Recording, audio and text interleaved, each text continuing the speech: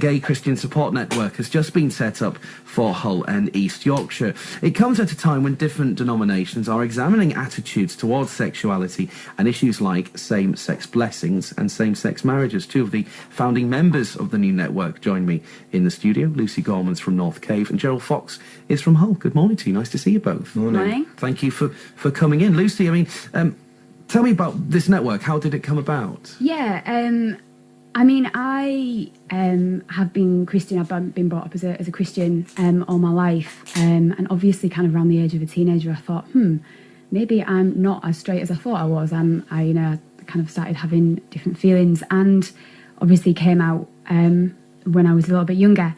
And over the past couple of years, I started to think I can't be the only gay Christian in Hull.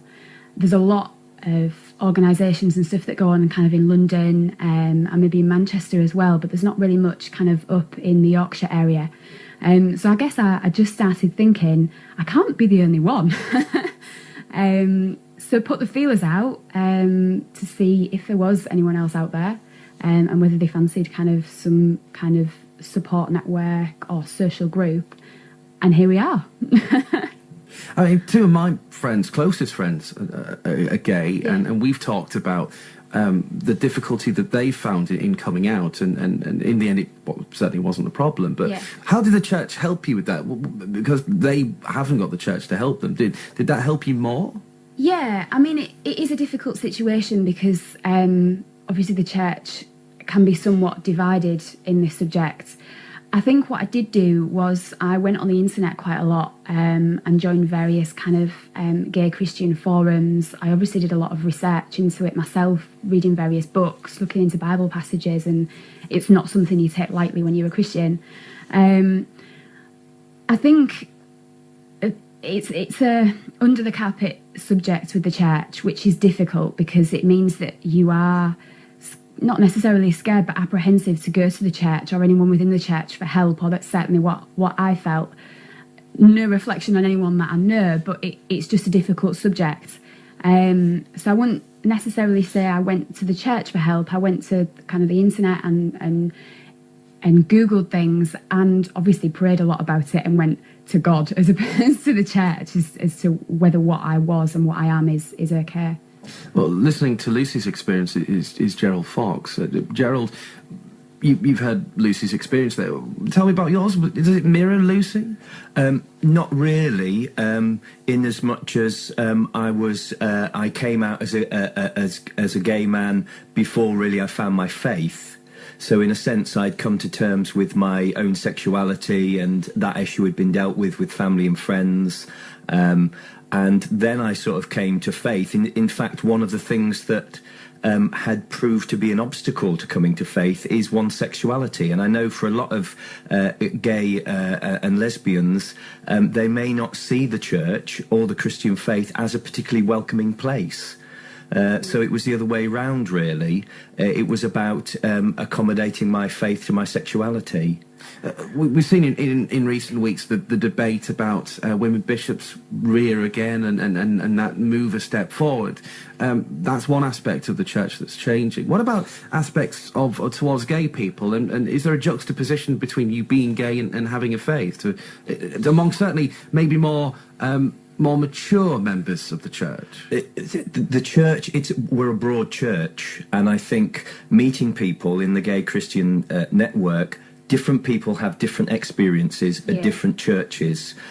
Some people have found a lot of support and been welcomed and affirmed and loved and accepted for who they are.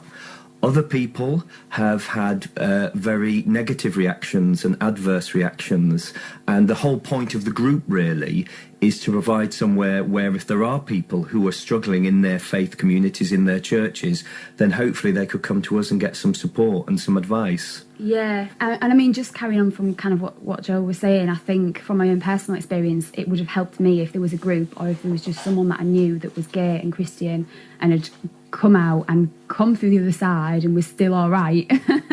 it would have really helped, and I think that's probably one of the main issues that we set up, just so that if people are kind of thinking, I can't talk to anyone about this, or feeling kind of alone in their own kind of world, then there is people out there that have been through it and come out the other side. And because there wasn't anybody particularly for you, Lucy, now that you have come out and you're talking about this, do you feel somewhat of a trailblazer?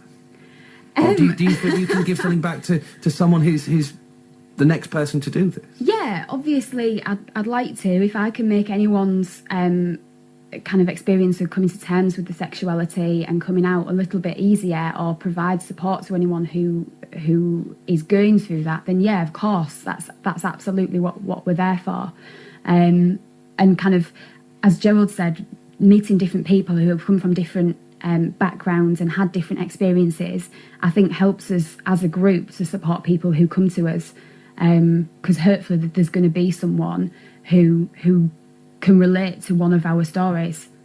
And this week, the issues of being gay once again come to light through Tom Daly. And for you too, someone like that, Tom Daly, who can feel confident now about talking about his sexuality where he is in life. How inspiring is that you've got another figurehead now? Yeah, I mean, that's fantastic. It's interesting, though, because a lot of the comments that you get is, why should this be important? And actually, we'd love to live in a society where it isn't important, actually, when somebody's sexuality is not an issue.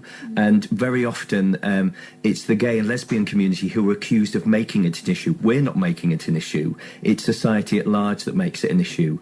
And it would be great to think that one day we'll live in a society where actually people don't feel the need to actually come out so publicly, because actually it's just not important. And just finally, tell me about the network, and people listening to this in a similar position looking for help, how can they join up? Do they have to be from Hull and East Yorkshire? Well, it's just a case of travelling, really. Yeah. I mean, we're going to be we meet in Hull. Yeah. We meet once a month. We've got a programme of events, and if people are interested, we've got some people coming over from Leeds. Yeah, we have people coming over from Leeds. We've had a guy contact us kind of from York. As long as you're willing to travel, then absolutely, we're not going to turn anyone away. So, yeah. Well, we'll get your details, and I'll put them on Twitter and Facebook after the programme. We'll get them out online through the usual BBC Radio Humberside methods. Really nice to see you both this morning. Lucy, Yeah, Gerald, you. have a nice weekend. Nice to see you. Thank you very much for coming in. This is Sunday Breakfast here on BBC Radio